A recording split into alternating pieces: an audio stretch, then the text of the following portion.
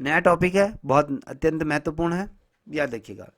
ठीक है, यहाँ से क्वेश्चन आपके बनेंगे कि स्वतंत्रता आंदोलन में उत्तराखंड की अगर हम बात करें, स्वतंत्रता आंदोलन में उत्तराखंड की जब हम बात कर रहे हैं, तो यहाँ से ये क्वेश्चन यहाँ से निश्चित रूप में पूछे जाएंगे, तो याद रखिएगा। ठीक है, समझ में आ रहा है?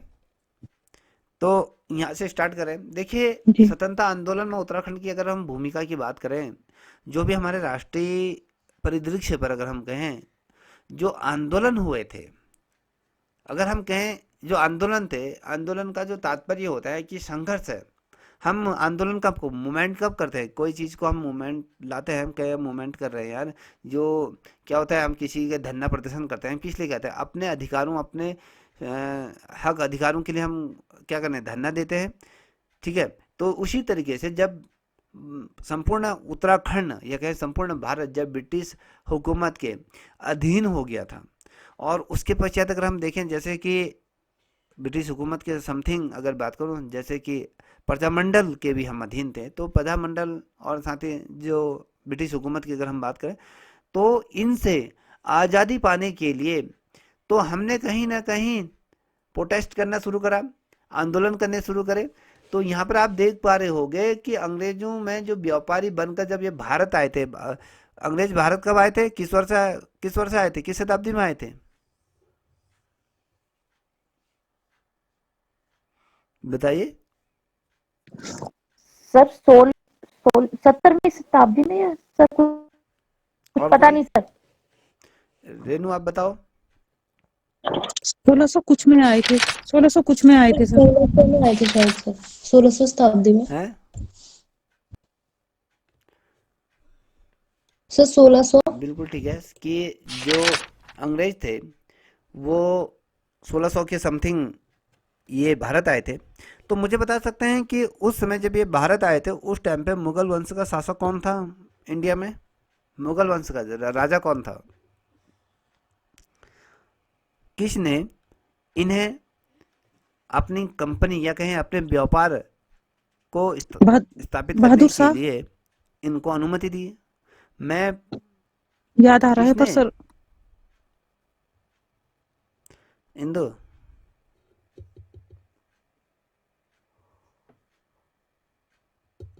कुछ याद आ रहा? सर मैं कह आवाज रहा नहीं आ हूँ, रही आपकी। जब 16वीं शताब्दी में जब अंग्रेज भारत आए थे, ब्रिटिश हुकूमत जब इंग्लैंड से भारत आई, तो ये बताइए, हमने कहा कि 16वीं शताब्दी में आ रही, तो 16वीं शताब्दी में जब ये आए, उसमें भारत में किस मुगल शासक का शासन चल रहा था, मैं ये पूछ रहा हूँ। आवाज नहीं आ रही। बिल्कुल नहीं आ रही, अब भी नहीं आ रही। हेलो, एक मिनट, यहाँ पर आप देख पा रहे होगे, सर कुछ नहीं सुनाई दे रहा।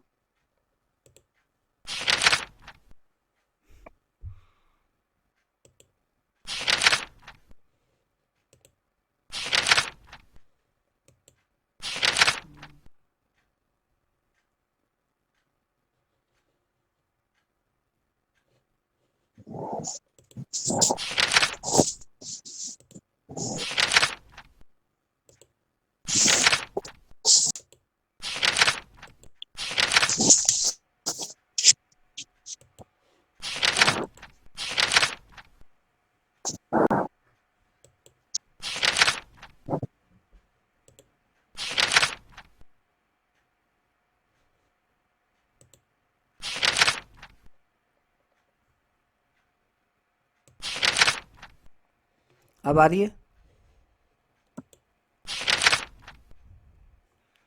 अब आ रही है आवाज मेरी? हेलो, मेरी आवाज आ रही है?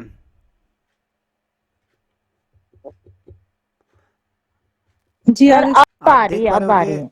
आपकी स्क्रीन में आ रहा होगा कि आपका माइक को प्रॉब्लम क्रिएट हो रही थी, देखा था आपने?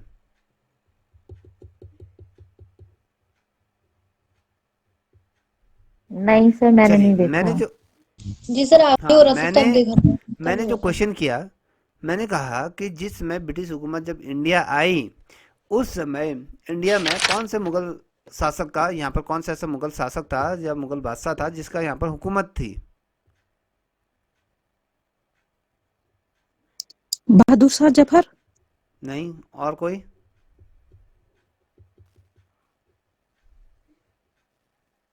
सर कंफर्म पता नहीं है, लेकिन कार्टून मूवी में देखा था, शायद जहांगीर था, आगे पता नहीं सर। जहांगीर का पुत्र कौन था?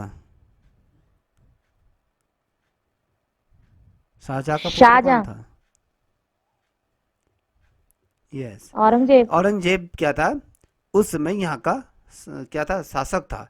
देखिए, अगर औरंगजेब की अगर नई नीति या इसको सही तरीके से अगर आपने, जैसे पुरखे थे इसके जो दादा परदादा या उससे भी जो दादा की तरफ अगर होता, तो ब्रिटिश हुकूमत कभी भी भारत में अपना साम्राज्य स्थापित नहीं कर सकती थी। यही कहीं ना कहीं इसने साम्राज्य इसके कारण तितर बितर हुआ। तो कहीं ना कहीं इसने जब उनका आमंत्रण को स्वीकार करा, तो कहीं ना कहीं उन्होंने राज करो फूट डालो वाली जो नीति थी उसको अपनाया। तो उसकी वजह से क्या, भारत में अपना आधिपत्य इन्होंने स्थापित कर दिया। देखिए, अंग्रेजी जब व्यापार बन के जब आए थे, इनका राजनीतिक आधिपत्य यहाँ पर सारे भारत पर उस समय हो गया था। और आधिपत्य का प्रारंभ अगर कहें तो जब पालसी का जो युद्ध हुआ था 1757 में, पालसी का युद्ध से ही हुआ था। अब जब बक्सर के युद्ध से इन्हें बहुत ज़्यादा मजबूत आधार मिला। जब बक्सर का युद्ध हुआ तो कहीं ना कहीं ब्रिटिशों को बहुत ज़्यादा कहीं ना कहीं एक अधिकार जैसा प्राप्त हुआ, मजबूती के साथ ये खड़े हुए और अंग्रेजी साम्राज्य के विरुद्ध है क्या हो रहे, जो अंग्रेजी साम्राज्य के विरुद्ध है क्या होता, प्रारंभ से ही भारतीयों ने क्या करती थी, अपनी आवाज़ उठानी बुलंद कर दी थी। जब से अंग्रेज भारत में अपना साम्राज्य विस्थापित कर रहे थे, तो कहीं ना कहीं जो हमारे भारतीय थे, कहीं ना कहीं वो इनके विरोधी थे। जिस तरीके से इन्होंने समाज को बहुत तरीके से विभाजित करा, या कहे इन्होंने जिस प्रकार से हिंदुस्तानी लोगों के साथ जो भी जुल्म सितम करे, उतने मुगल साम्राज्य में नहीं हुए जितने ये कर गए। तो इनके विरोध में पूरा क्या था, पूरा समाज हो गया था। और भारतीय अपनी आवाज़ समय समय में क्या करते थे, बुलंद करते थे। जो भी इसके आपने देखा होगा स्वतंत्रता संग्राम सेनानी हमारे जितने भी हैं, वो हमेशा कुछ ना कुछ इनके षड्यंत्र के लिए इनका पर्दाफाश करते थे, या कहीं इनकी जो रणनीति थी उनको सफल होने में कहीं ना कहीं रोकते थे। तो भारतीयों ने जब अपनी आवाज़ बुलंद की, इसका स्वरूप क्या हुआ, जो जहाँ पर जिस क्षेत्र में कहें, जो स्थानीय क्षेत्र में कहें, या उस क्षेत्र के जो भी प्रवृत्ति था, तो अगर हम कहें जो भी वहाँ के जो जनमानस थे, कहीं ना कहीं ये इस जो संग्राम था, या कहें जो आंदोलन था, कहीं ना कहीं उसमें कूद पड़े। और ये अगर हम देखें, जितने भी ब्रिटिशर थे, ब्रिटिशर क्या थे, ब्रिटिशरों ने क्या करा, आर्थिक तौर पर क्या करा, जितने भी आंदोलनकारी था उनका दमन करना यहाँ पर प्रारंभ करा। और कहीं ना कहीं दमनकारी प्रशासन नीति के कारण क्या हुआ, इन्होंने जो भारत में जो भी इस तरीके से जो भी चीज़ें करता था, उनको क्या करते हैं, उनकी आवाज़ को दबा दिया जाए। जैसे कि आज की तिथि में अगर देखते हैं, अगर हम किसी चीज़ के लिए धरना प्रदर्शन करते हैं, तो सरकार क्या भेज देती है, अपनी फौज भेज देती है, या कहें अपनी पुलिस भेज देती है, जहाँ जहाँ पर क्या करते हैं, लाठीचार्ज करते हैं। तो वहाँ पर छात्रों को या हर किसी के धरना प्रदर्शन को तोड़ दिया जाता है। तो इसी तरीके से वहाँ पर भी अगर उस टाइम पे ये हुआ करता था। तो भारतीयों ने अपनी आवाज़ बुलंद करी। इसका स्वरूप क्या हुआ, जो स्थानीय या क्षेत्रीय प्रवृत्ति ये था। तो अगर हम कहें, ब्रिटिशरों की आर्थिक शोषण और दमनकारी जो प्रशासनिक जो नीतियों के कारण क्या, भारत में राष्ट्रीय आंदोलन का सूत्रपात हुआ। देखिए, क्वेश्चन क्या बनेगा कि भारत में राष्ट्रीय आंदोलन का सूत्रपात किस प्रकार से हुआ था। अगर हम देखें, इतने 600 सालों से ऊपर अगर हम कहें, तो जो हमारे मुगल वंशज रहे, जो मुगल रहे, तो वो शासन कर गए। तो कभी भी भारतीय और मुगलों के बीच इस तरीके से राष्ट्रीय आंदोलन हुए ही नहीं। बेसिकली क्षेत्र को लेकर लड़ाई हुई। इस तरीके से जो एक बड़ा जो विद्रोह था, जो अंग्रेजों के खिलाफ खड़ा उठा, तो वो मुगलों के विरुद्ध नहीं उठा, क्योंकि मुगल जो थे वो भारतीयों को समाज के ताने बाने को साथ लेके चलते थे। तो इसीलिए 600 सालों से भी ऊपर का शासन इन्होंने 800-900 साल यहाँ पर क्या करा, भारत में अपना पूर्ण तरीके से शासन करा। अगर ये अपना जो एजेंडा था इनका, अगर कहें जो इस्लामिक एजेंडे को लेकर चलते, तो ये लंबे समय तक क्या करते, शासन नहीं करते थे। अगर हम देखें बेसिकली, अगर मुगलों के समय में अगर हम देखें, तो मुगलों के जैसे हम अकबर की बात करते हैं, अकबर के शासनकाल को स्वर्ण काल की संज्ञा दी गई है। तो अगर हम देखें, अगर अकबर जैसे महान जो सम्राट है, अगर उसके शासनकाल को अगर स्वर्णकाल की संज्ञा दी गई, तो कोई ना कोई उसमें खासियत रही होगी। कहते हैं कि मुगल दरबार में, जो अकबर के दरबार में जितने भी उच्च पद हुआ करते थे, अगर हम कहें 100 लोग हैं, अगर 100 लोग हैं तो 100 लोगों में से जो 97 लोग अगर कहें तो वो जो उच्च पदों में बैठते थे वो क्या थे, आपके हिंदू थे।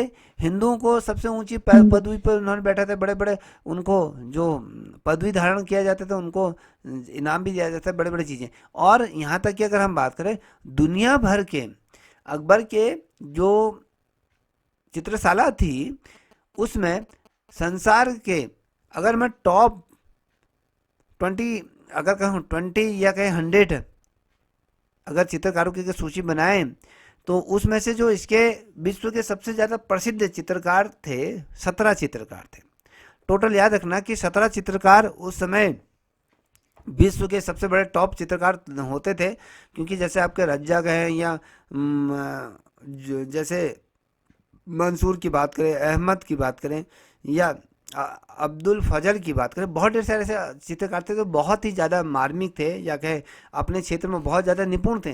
तो उसके उस समय भी अकबर ने क्या करा था, 17 विश्व के सबसे जो प्रसिद्ध जो चित्रकार थे 17 में से 14 जो चित्रकार थे, 14 चित्रकार तो सिर्फ हिंदू चित्रकार थे और जो 3 थे तो वो आपके कौन थे, मुस्लिम थे। तो ये लेके चलिए कि ये जो ताना बाना था समाज को एकजुट रखने का, ये इनको तरीका पता था। ये इसीलिए विद्रोह नहीं करते थे, समाज में हर चीज़ को, हर किसी की धर्म या सारी चीज़ों को एकजुट लेके चलते थे।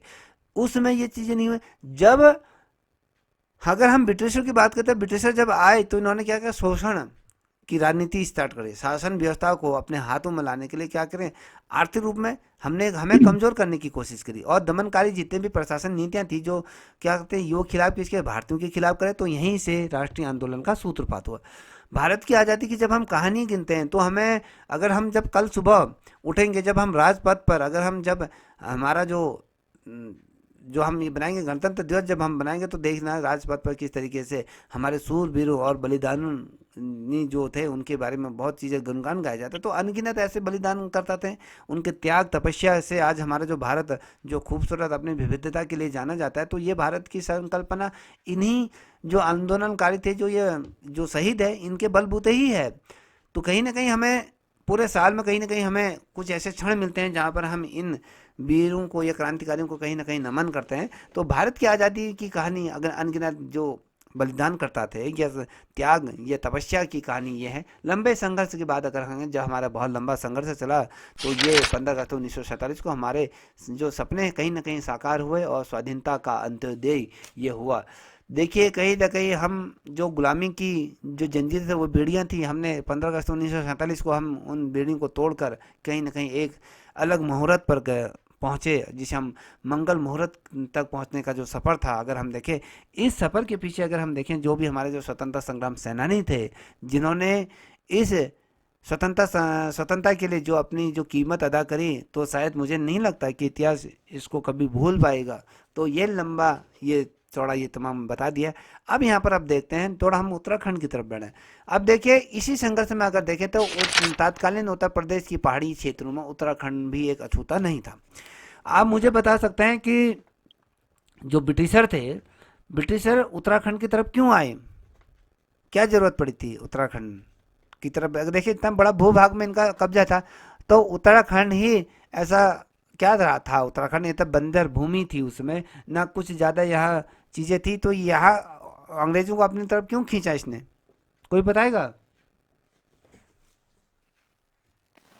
क्योंकि सर जब प्रद्युम्न शाह की मृत्यु होती है गोरखों के उसके कारण, तो जो उनका बेटा था सुदर्शन शाह, वो कनखल की तरफ जब भाग जाते हैं तो हमारे यहाँ पे गोरखों ने काफी अत्याचार किए थे और उनकी तो राजगद्दी चली गई थी और पिता की मृत्यु भी हुई।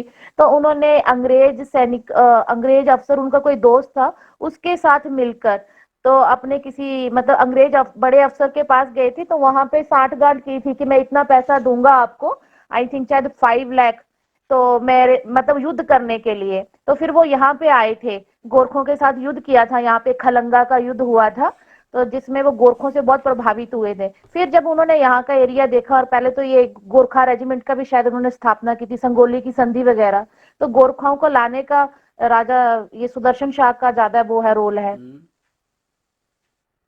ठीक। अब देखिए, जैसे आपने कहा, बहुत शानदार तरीके से आपने उसका चित्रार्थ किया। अगर हम देखें ना, बेसिकली जब हम कहते हैं कि ब्रिटिशरों की जब बात करते हैं, ब्रिटिशरों को हमेशा जो उत्तराखंड की नौसंगी सौंदर्य थी, हमेशा उसने अपने तरफ इसको आकर्षित करा। क्योंकि जितने भी, अगर हम कहें उत्तरी पहाड़ियों की अगर हम बात करें, तो हिमालय हमेशा क्या है, सौंदर्य का प्रतीक रहा है। तो कहीं ना कहीं इन्होंने अपने आसियाने या शामियाने इस क्षेत्रों में बनाना प्रारंभ करा। चाहे हम हिमाचल प्रदेश की बात करें, जो हिमाचली जो क्षेत्र, जो हिमालय से जो जो आच्छादित जो भी भूभाग है, इन्होंने यहाँ पर अपने क्या बने, फोर्ट विलियर्स इत्यादि यहाँ बनाए। तो यहाँ पर अपनी, आपको पता है, राजधानी भी यहाँ पर बनाई, हस्तांतरण करके भी बनाई थी। तो कहीं ना कहीं ये जो हमारा जो उत्तराखंड का जो भूभाग था, प्रकृति नौसैंगिक सौंदर्य से तो परिपूर्ण था ही था। यहाँ पर जो सारी चीज़ें, सुख सुविधाएं ना होने के पश्चात भी इस मनोरम परिदृश्य को कहीं ना कहीं अंग्रेजों को ये भाया, और इसी क्षेत्र में इन्होंने रहने का निश्चय किया। जब इस क्षेत्र में इन्होंने रहने का जब निश्चय किया, तो यहाँ की जो वन संपदा थी, याद रखिएगा, यहाँ की जो वन संपदा थी, जो यहाँ पर खनिज और जो यहाँ की जो जड़ी बूटी, जो भी कह सकते हो, प्राकृतिक संसाधनों की जब हम बात करते हो, तो अचूर मात्रा में यहाँ, भरपूर मात्रा पर यहाँ थी। तभी तो जो टेलर थे, तो उन्होंने काठ गोदाम तक का जो गोदाम कहा था, काठ का गोदाम मतलब कि लकड़ी का गोदाम, समझ में आ रहा है, काठ गोदाम जो था। तो काठ गोदाम जो नाम है, वो काठ का मतलब क्या होता है, लकड़ी। वहाँ पर लकड़ी का उस समय चट्टा लगाया जाता था। तो चट्टा लगाया जाता, कालांतर में इसको जो शब्द का जो उच्चारण हुआ, तो उसको काठ का गोदाम कहा जाता। तो इसीलिए इसे काठ गोदाम नाम से इसको उच्चारित किया जाता। तो यहाँ तक क्या थी, तो ट्रेन आती थी, तो ट्रेन में यहाँ से जितने भी जो लकड़ियाँ हुआ करती थी, ऊपर के क्षेत्र से जितनी भी लकड़ियाँ यहाँ पर इकट्ठा की जाती, तो ये लकड़ियों को यहाँ से इमारती लकड़ी के रूप में ये यहाँ से एक्सपोर्ट किया करते। तो कहीं ना कहीं अपने देश या इत्यादि जगहों को ये क्या करते थे, सप्लाई करते। तो इसी क्षेत्र के लिए, तो ये वाला जो क्षेत्र था, कहीं ना कहीं अंग्रेज इसलिए यहाँ की जो वन संप्रदा थी, तो कहीं ना कहीं वो चीज़ें इसको यहाँ पर खींच लाई।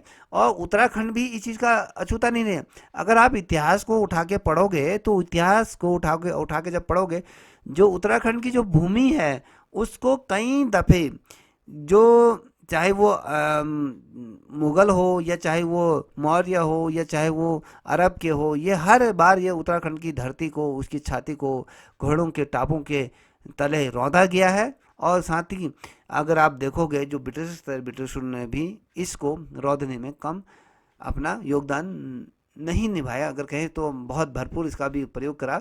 तो बेसिकली अगर हम देखें, तो उत्तराखंड भी इस चीज़ से अछूता नहीं रहता है। स्थानीय समस्याओं के साथ साथ यहाँ रहने सहने के तरीकों के कारण अगर हम देखें, तो गढ़वाल राष्ट्रीय आंदोलन का स्वरूप भले ही अलग था, मगर नाला पानी के युद्ध में, जब जब युद्ध की बात आपने करी थी, संगोली की युद्ध हुआ था, जैसे अभी आप इंदू जी ने उस चीज़ को उच्चारित किया, उसको उसके बारे में विस्तार से बताया। नाला पानी का जब युद्ध हुआ था, तो युद्ध में संगोली की संधि के बाद उत्तराखंड में अंग्रेजों की संख्या में कहीं ना कहीं वृद्धि हुई।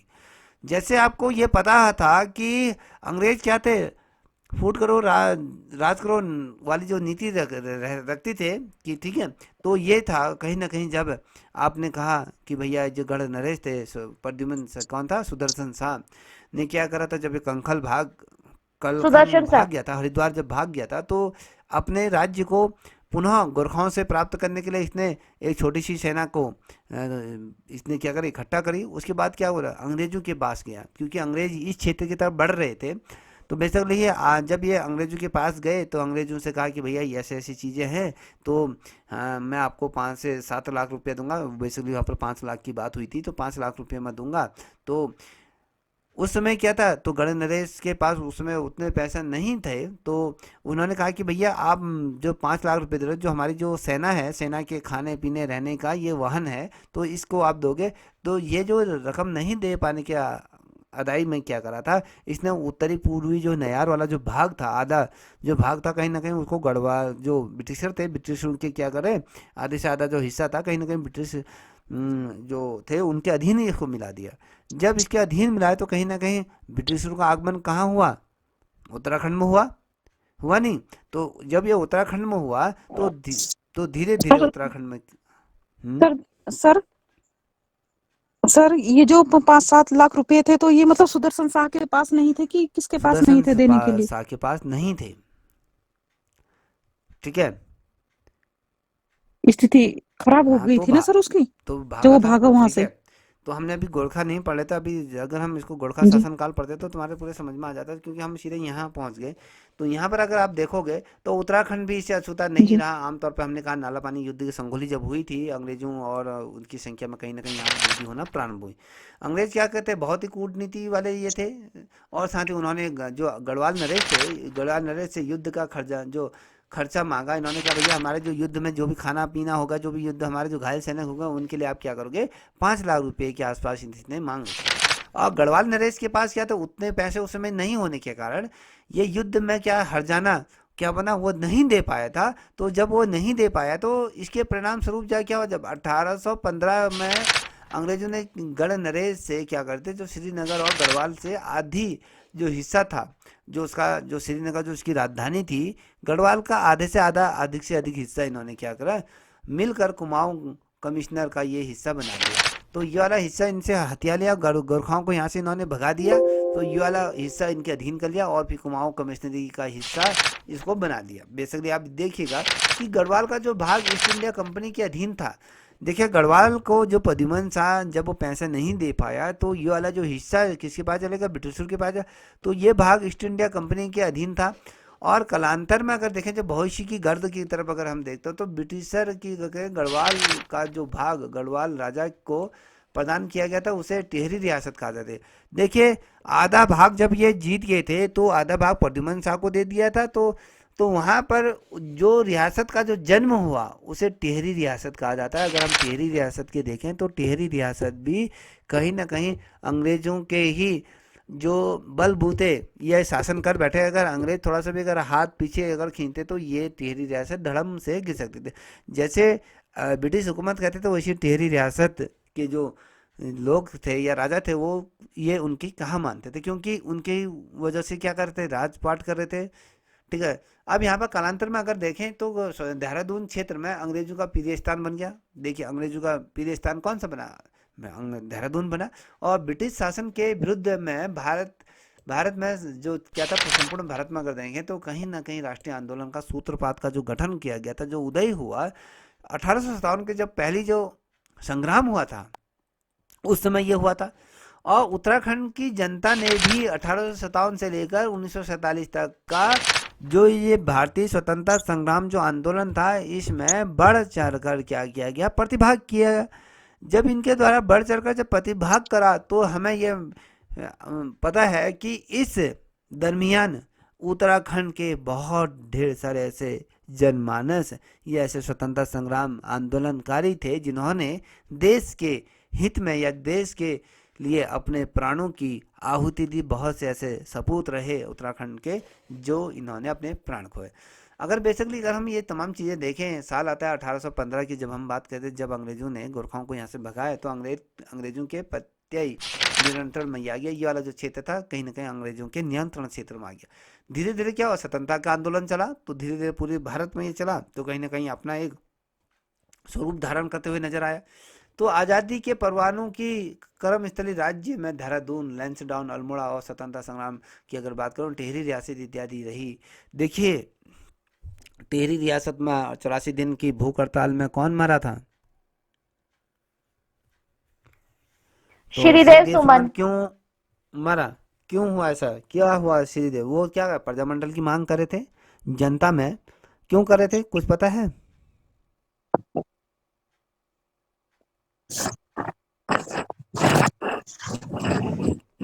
इसलिए किया जा रहा था क्योंकि जो जनता में ब्रिटिश और जो टिहरी रियासत द्वारा जो जितने भी कर लगाए गए थे, जितने भी भूमिहीन किसान थे उन पे जो टैक्स लगाए गए, तमाम चीज़ें लगाई गई थी, तो उनके विरोध में ये आंदोलन खड़ा किया गया था। जो इनके खिलाफ ये आंदोलन था जिसे प्रजामंडल की जो मांगे थी, जो उनके 10-15 मांगे थे उन पे वो अडिट रहे। उन्होंने कहा जब तक प्रजामंडल जो हमारी मांगों को नहीं मानेगी तब तक मैं आप एक अन्न का भी दाना ग्रहण नहीं करूंगा। तो उनको जो जेल थी, जेल में बहुत ढेर सारी यातनाएं झेलनी पड़ी, उनको काफ़ी पीटा मारा गया। उसके अंततः अगर कहें भिलंगना नदी में उनको मार पीट के किया गया था, उनको कहते हैं कि उनको जहर दे दिया गया था, तो उनको मार मुर के क्या है भिलंगना नदी में बोरे में डालकर उनको प्रवाहित कर दिया था, उनको बहा दिया गया था। तो ऐसे सपूत ये रहे।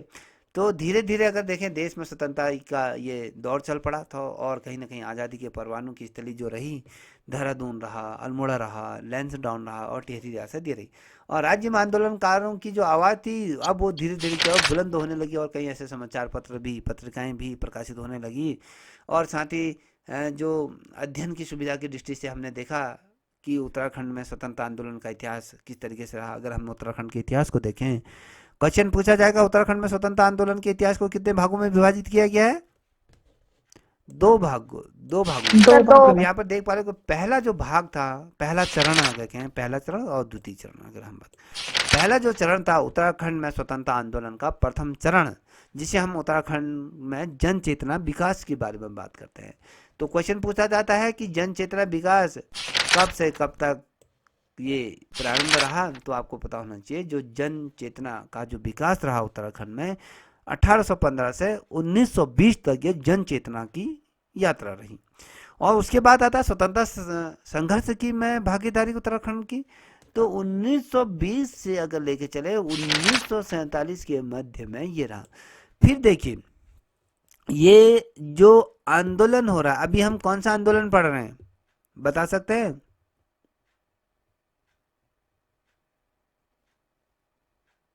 सर स्वतंत्रता आंदोलन में भागीदारी पढ़ रहे ठीक हैं है। अभी तो। अब जो अभी हम जो पढ़ रहे हैं, इसके उपरांत अगर हम बात करें, तो जब हम इसके बाद चाहे जो पढ़ेंगे तो हम पढ़ेंगे जब ये आज़ादी मिल जाएगी, जब हमारा सारी चीज़ें हो जाएंगी, आज़ाद देश हो जाएगा, तो फिर उत्तराखंड में एक मांग और चल पड़ती है आंदोलन के क्षेत्र में। वो आता है कि उत्तराखंड पृथक आंदोलन की मांग उठती है कि उत्तराखंड को एक पर्वतीय राज्य बनाने के लिए मांग उठती है, जिसे हम आप देख पा रहे होगे फ्रीडम फाइटर जो आज के स्वतंत्रता संग्राम आंदोलनकारी जब हम कहते हैं, राज्य आंदोलनकारी जिसे कहते हैं, जिन्होंने राज्य को निर्मित करने में अपनी अहम भूमिका दी, जिन्होंने अपने प्राणों की आहुति दी। हम जब आज़ाद हो गए थे उसके पश्चात भी उत्तराखंड की जो संकल्पना, जो हमारे जो स्वतंत्रता संग्राम सेनानियों ने जो संकल्पना सजोई थी, तो उसको कहीं ना कहीं चित्रार्थ लाने के लिए ये तमाम चीज़ें हुई। 9 नवंबर 2000 को उत्तराखंड एक जो परिदृश्य था, जिसको हमने जो सपना सजोया था, तो वो कहीं ना कहीं वो राज्य की प्राप्ति हुई। अगर वो राज्य को आज देखें, जो हमारे जो आंदोलनकारी थे जिन्होंने इस राज्य को जिस उद्देश्य से बनाया है, क्या वो उद्देश्य की परिपूर्ति ये राज्य कर पाया बनने के बाद? कभी नहीं कर पाया। यहाँ तक कि उत्तराखंड सिर्फ दो लोगों के लिए फलदायक साबित रहा, एक तो राजनेताओं के लिए, एक यहाँ के जो जो प्रशासन में जो जो अधिकारी हैं, तो ये दोनों ही लोग यहाँ पर फले फूले। और यहाँ की जो जनमानस, जो जन आंदोलन जो हुआ था, जिस उद्देश्य से इस राज्य का गठन किया गया था, उसकी परिपूर्ति आज तक नहीं हो पाई। यहाँ तक कि उत्तराखंड का जो नाम रखा गया, उत्तराखंड जैसा नाम है, उसी तरीके से उत्तराखंड का भी खंड खंड आज हो चुका है। तो ये किसी से अछूता नहीं है। तो बेसिकली अगर हम बात करेंगे उत्तराखंड में स्वतंत्रता आंदोलन का जो प्रथम चरण था, जिसे हम क्या कहते हैं, जन चेतना विकास।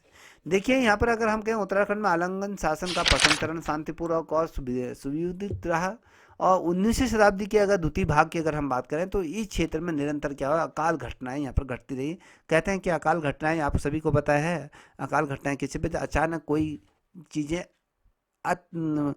अकल्पनीय तौर पे घट जाना, जिसकी हमने कल्पना नहीं करी थी, तो ऐसी घटनाओं को अकाल घटना, जैसे हम कहते हैं कि अकाल मृत्यु प्राप्त हो जाती है। परिणाम स्वरूप क्या हुआ, जितने भी यहाँ पर राज्य में जितने भी लोग थे, स्थानीय लोग जो निवास करते थे, उनके जीवन और भी दुरुस्त हो गया। क्या है, तो ये दुष्कर हो गया, मतलब क्या है, और भी दयनीय स्थिति में पहुंच गया।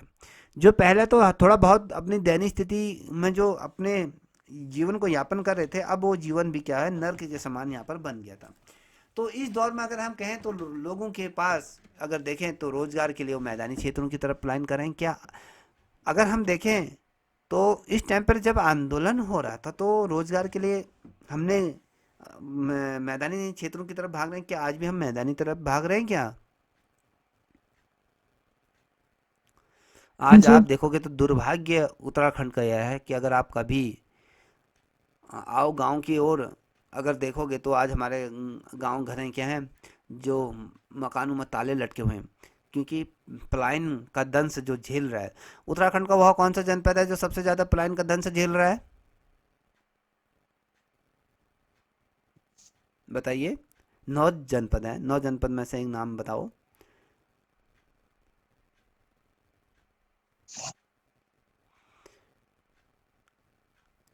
खामोश हो गए हो क्या? 9 जनपद, सर चमोली। और लोग बताओ। सर पता नहीं, इंटीरियर ही होगा, चमोली या और पिथौरागढ़। कोई बच्चा और बताओ। रेनू, पौड़ी रेनू, सर, पौड़ी। रुद्रप्रयाग भी है, रुद्रप्रयाग सर। हाँ रुद्रप्रयाग कुछ नहीं है बेटा ये। तो ये ये रुद्रप्रयाग में तो सर फैक्ट्रीज लगी हुई है, वहां तो लोग अरे आ रहे बच्चा, हैं। रुद्रप्रयाग नहीं है।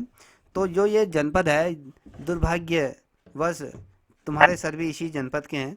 तो ये अल्मोड़ा जनपद है।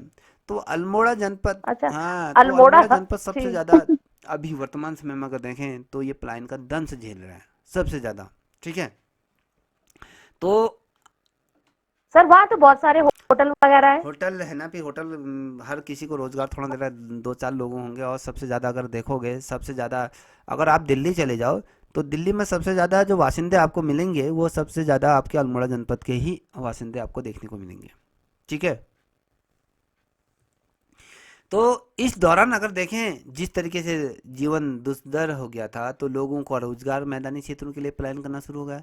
और अगर हम देखें कालांतर में देखें ना, बहुत समय पूर्व, लंबे समय के बाद मनी ऑर्डर व्यवस्था को जन्म दिया। उत्तराखंड की जो अर्थव्यवस्था है वो किस प्रकार की अर्थव्यवस्था है? मनी ऑर्डर तो आज भी यही अर्थव्यवस्था। है। मनी ऑर्डर अर्थव्यवस्था का मतलब जानते हो?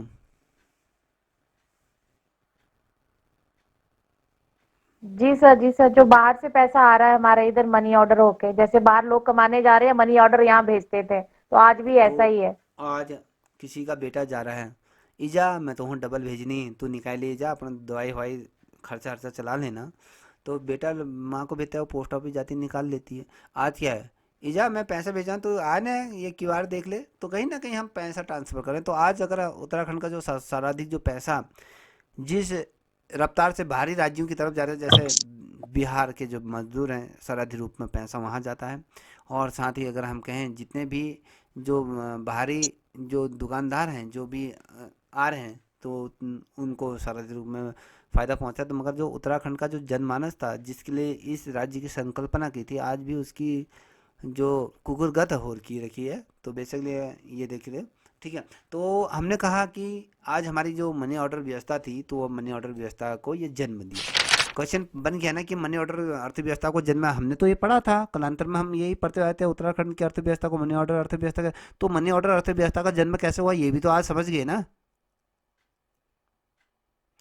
तो जी 19वीं जी शताब्दी के सर। उत्तरार्ध में अगर बात करें तो पहले ईसाई मिशनरियों, फिर जाके आर्य समाज के प्रवेश से शिक्षा में सामाजिक क्षेत्र में एक हलचल उत्पन्न हुई। देखिए ईसाई मिशनरी किसके माध्यम से आए? जो ब्रिटिशर थे। ब्रिटिशरों ने क्या है जो मिशनरी है यहाँ पर स्थापित कर, अंग्रेजों ने क्या है अंग्रेजों चर्च के। का निर्माण करा। जी। तो यहाँ पर ये क्या करते, तो अपनी शिक्षा व्यवस्था अगर बेसिकली अगर देखें भारत में, अगर शिक्षा व्यवस्था की अगर जड़ जिन्होंने मजबूत करेगा, जिनके बलबूते आज भारत में शिक्षा व्यवस्था अगर गतिमान हो रही है, वो अंग्रेजों को उसका असर ले जाता है। बेसिकली अगर हम कहें, हम ये कह सकते हैं 2 पल के लिए कि भारत में जो शिक्षा व्यवस्था थी, अगर हम वैदिक कालीन की बात करें तो इसमें तो एक ही वर्ग, कुछ ही वर्गों को शिक्षा लेने का अधिकार था। वो भी कौन सी थे? वैदिक जो दैविक जो भी जो ये चलती हैं, तो उसमें तो पंडितों को ही सारा दिया पंडित। अधिकार। तो आप जैसे और हम जैसे लोगों को तो कहीं ना अधिकार ही नहीं था। अगर मान लीजिए अगर कोई जैसे आदिवासी दलित या शूद्र जो भी एक्सवाइजेड जो भी अगर वो करता था, उसके कानों में पिघलता हुआ लावा डाल दिया जाता था या शीशा पिघला के डाल दिया, उसकी आंखें को फोड़े। अगर किसी ने कोई गायत्री मंत्र का भी जाप कर लिया तो उसकी जिह्वा काट दिया जाती थी। अगर कोई चीज़ें देख ली तो उसकी आंखें फोड़ दी जाती। तो इस तरीके की अर्थव्यवस्था हम ये शिक्षा व्यवस्था थी। ये सारी चीज़ें किसके द्वारा ख़त्म करी गई थी? तो मिशनरी के द्वारा ही तो की गई, ब्रिटिशरों द्वारा कहीं ना कहीं इस भारत में कहीं ना कहीं जो शिक्षा के वैल्यू को बढ़ाया गया। तो बेसिकली अगर हम देखें तो पहले ईसाई मिशनरी आई, फिर जाके थोड़ा सा ईसाई मिशनरी को देखकर थोड़ा सा भारतीयों के पेट में दर्द हुई, तो उन्होंने फिर आर्य समाज जैसे शिक्षा के प्रवेश के समाजी क्षेत्रों में क्या है ना, कहीं ना कहीं हलचल हमें देखने को मिली।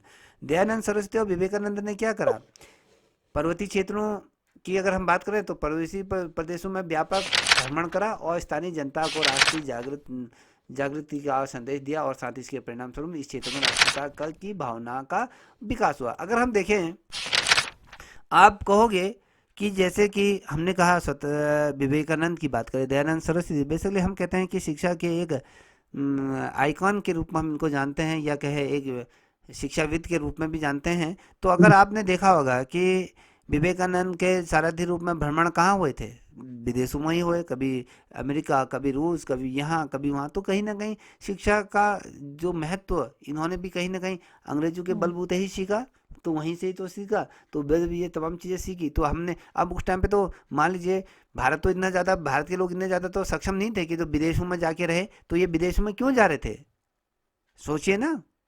दयानंद सरस्वती का विदेशों में दौरा होता था, विवेकानंद का भी दौरा हुआ था, ठीक है। तो कहीं ना कहीं ये शिक्षा की जो जोत थी कहीं ना कहीं प्रज्वलित कर रहे थे, तो कहीं ना कहीं वहाँ से भी चीज सीख के आ रहे थे। समाज को जागृत करने की दिशा में इन्होंने बेहतरीन कार्य करा। तो राष्ट्रीय चेतना को हम और हमारा जो कॉन्सेप्ट है उसको अवगत कराया जनता को। तो अंग्रेजी शासन के विस्तार के साथ साथ इस क्षेत्र में बेगार की मांग बढ़ने लगी, स्थानीय जनता का जीवन और भी संकटमय हो गया। अब एक ही बार ये बताइए, मैंने कहा यहाँ पर कि अंग्रेजी हुकूमत की जिस प्रकार से पहाड़ी क्षेत्रों में जो गतिविधियां बढ़नी शुरू हुई, अधिक रूप में जब आना शुरू होते हैं, तो उस कंडीशन में क्या होगा,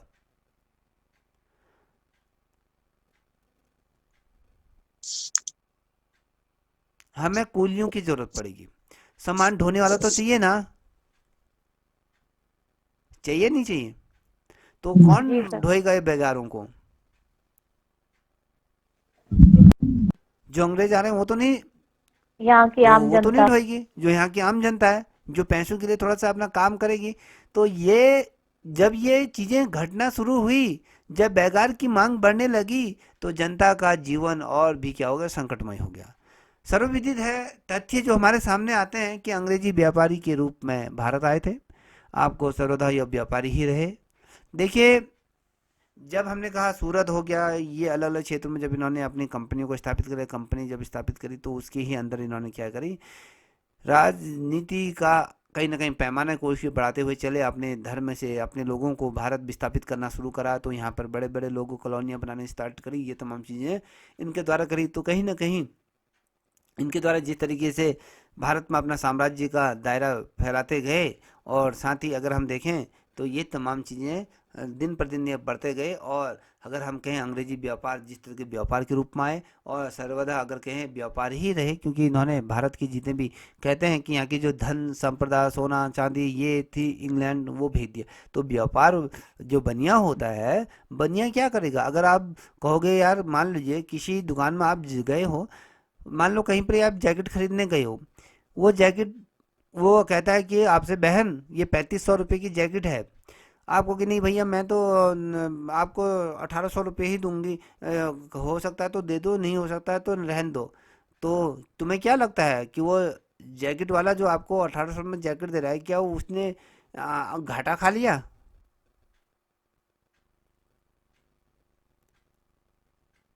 नहीं सर, नहीं, वो एमआरपी तो ज्यादा ही लिखते हैं क्योंकि तो उनको पता है उसमें भी बार्गेनिंग वो होगी। कमा गया, ठीक है। अगर वो जैकेट उसकी अगर बैठी होगी, तो अगर होलसेल में अगर बैठी होगी तो वो 800 या 1000 रुपये में बैठ गई होगी।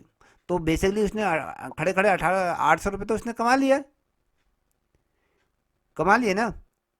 और हम घर आके क्या करते हैं, पापा जी। मम्मी देख जी रही सर, जी सर। आज तो मैं ये वाली जैकेट नहीं ला रहे, तो मूर्ख तो ये तो समझ ले तेरे से तो उसने ज़्यादा पैसे ले लिए, फिर भी तू खुश हो रहा है।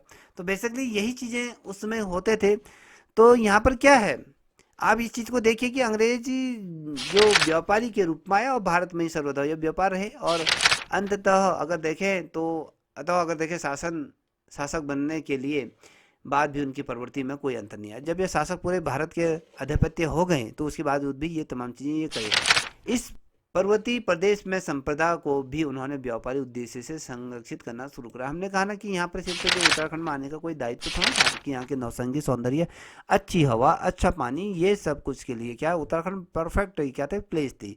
और यहाँ पर अगर देखें जिस प्रकार से रैमजी हेनरी या जो वेरिस्टन आया था, जिस तरीके से नैनीताल की खोज हुई, तो तमाम चीज़ें सब कुछ थी यहाँ पर। उन्होंने अपने फोर्ट ब्लेयर के लिए बनाए तमाम चीज़ें, तो यहीं से तो व्यापार करना शुरू करा। तो यहाँ पर अच्छी तरह से पता था कि यहाँ के लोगों को जल्दी ही हम अपने कब्जे में कर लेंगे, तो वो भी कर लिया। तो ये तमाम चीज़ें होना शुरू हुआ और इसी कारण क्षेत्र में आत्मनिर्भरता और ग्राम व्यवस्था चरमराने लगी। ठीक है, इनके आने से ये सारी चीज़ें खत्म होने शुरू हुई। शासन द्वारा 1864 में वन विभाग की स्थापना हुई। क्वेश्चन पूछा गया वन विभाग की स्थापना उत्तराखंड में कब हुई, क्वेश्चन पूछा जाएगा तो आपको क्या उत्तर दोगे कि 1864 में वन विभाग की स्थापना हुई और 1868 में 1864। तो 1868 में अगर हम देखें, 1868 में अगर देखें तो संपूर्ण कुमाऊं कमिश्नरी के वनों को इनके अधीन कर दिया। क्वेश्चन क्या बना, अगर मान लीजिए मेरे से कहते हैं कि पेपर सेट करो 2 पल के लिए, तो मैं जिस बच्चे ने विस्तार से पढ़ा होगा वही बच्चा उस पेपर को कर पाएगा, अन्यथा कोई नहीं कर पाएगा। मैं क्वेश्चन पूछ देता कि कुमाऊं कमिश्नरी के वनों को उनके अधीन किस वर्ष कर दिया गया था, 1964, 1968, 1973, 1975। तो जिसने पढ़ा होगा वही बताएगा। फिर 1868 में ये हुआ था।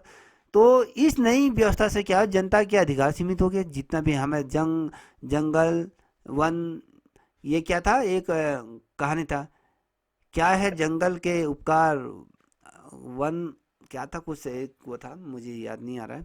तो इसी तरीके से मिट्टी, पानी और प्यार। क्या है जंगल के उपकार, हवा, पानी, जिंदा रहने के यही उपकार, कुछ ऐसे ही था।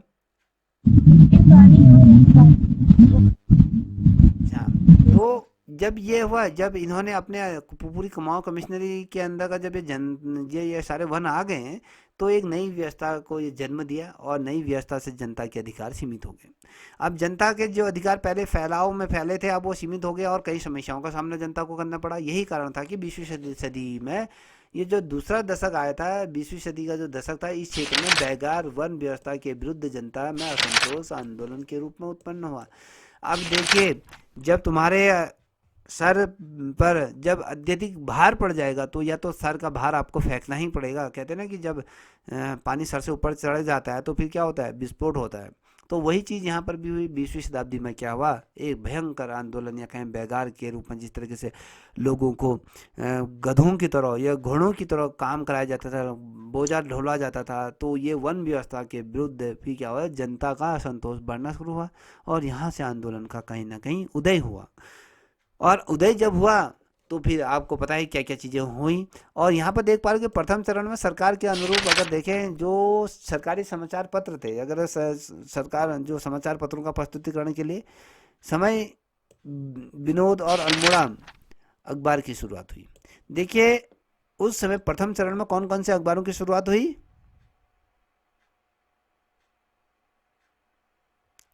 कौन कौन से विनोद और समय तो विनोद। ये शुरुआत हुई।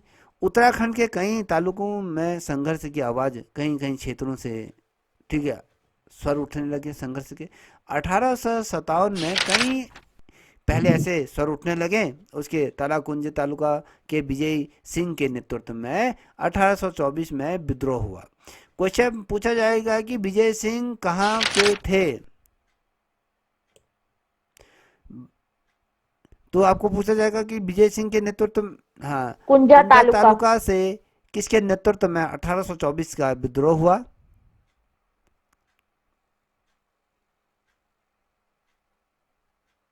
बताओ। तालुका कुंजा, हम कुंजा तालुका के, मैंने कहा कि तालुका कुंजा में किसके नेतृत्व में 1824 का विद्रोह हुआ था। विजय सिंह के सर, नेतृत्व में हुआ। विजय सिंह। 1824 में ये विद्रोह हुआ। जिसको अंग्रेजी सेना ने बड़ी ही बर्बरता से क्या करता दबा दिया। अब अंग्रेजी सेना, आप कहोगे आप मेरे को मारने के लिए आ रहे, मेरे पास है लेजर गन है और आपके पास है गोलियां, तो मेरे को तुम मारने से पहले मैं तुम्हें मार दूंगा, है ना। तो उस टाइम पे क्या था, लाठी डंडे तलवार बाण भाला, जी सर, जी सर। तलवार ये भाले से थोड़ा वो मारे जाते हैं, तो क्या होगा, तो अंग्रेजों ने तो वैसे दबा दिया। अगर दो चार को गोली मार दूंगे तो वो और डर गए होंगे, डर गए होंगे नहीं।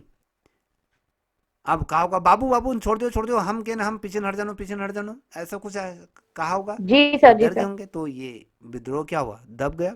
अब देखिए बड़े बड़े जो आंदोलन होते हैं ना, जैसे आपने बिहार बीपीएससी का पेपर जब के धरने में जो बच्चे बैठे थे देखा था, न्यूज पढ़ी थी, जब पुलिस आई, पुलिस पुलिस जी सर, जी सर, हाँ खान बेहोश सर हो गए बेहोश तो भी हो डंडे गए थे। में जब उसमें आपने देखा होगा जब डंडे चले तो क्या, वो जो आंदोलन था, 1 घंटे में क्या हुआ, वहां से उखाड़ फेंका, फेंक दिया ना। तो यही चीज होती है, जब जब आप जी किसी शक्तिशाली नेतृत्व से टकराओगे तो तुम्हारा दमन होना निश्चित है। तो याद रखिएगा, अब जब आप जीवन में जब सरकारी विभागों में आओगे तो शासन और प्रशासन से कभी मत उलझना, ठीक है। शासन और प्रशासन से तुम हाँ जी हाँ जी हाँ जी कहना, उनसे उलझना मत, तो फिर ये हर चीज़ से पार पा लाओगे, तो इस चीज़ से पार नहीं पा सकोगे। मेरा एक दोस्त है, एसडीएम है, बहराइच में, उत्तर प्रदेश में। वो हमेशा हमेशा कहता है, जब हमारी बात होती तो कहता है कि शासन और प्रशासन से कभी भी पंगे नहीं लेना चाहिए। तो उसकी बात सही होती है।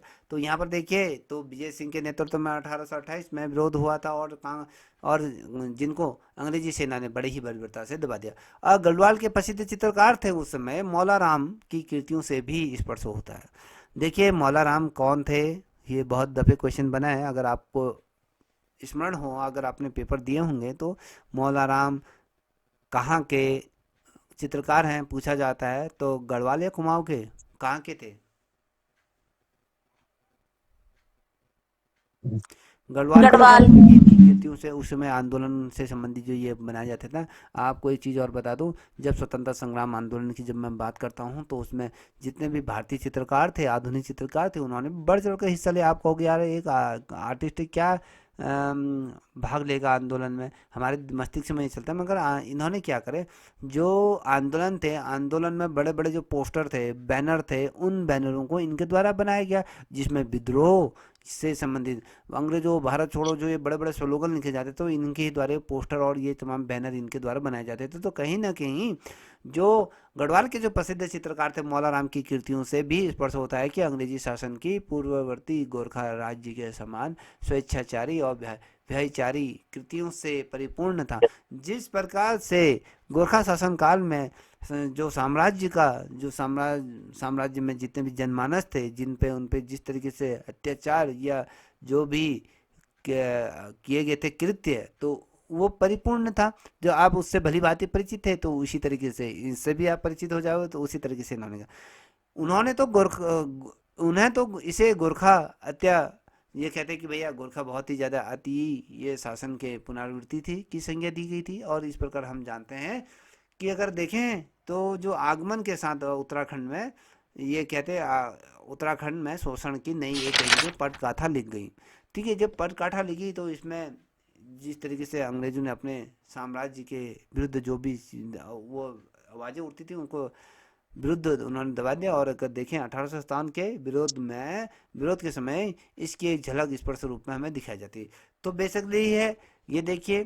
तो अब हम यहाँ से कल देखेंगे, थोड़ा इसको मैं शॉर्ट फॉर्म में करूँगा, छोटी छोटी चीज़ें हैं, ज़्यादा लंबी नहीं है, तो इसलिए मैंने ये वाला पोर्शन पकड़ा।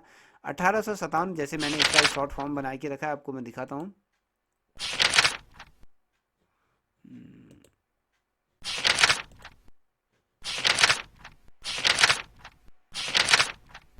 मैं ही सर ये सेंड हो सकती है आज? हाँ होगी, 1 मिनट। हाँ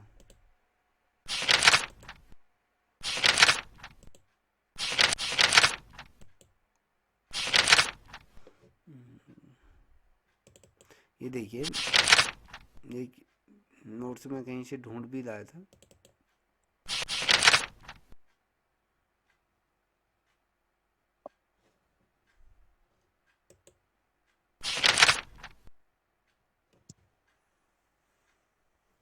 देखिए एक ये वाला मैं भेज दूंगा, इसको तुम पढ़ लेना, ठीक है इंदु जी और सभी बच्चे सुन लो।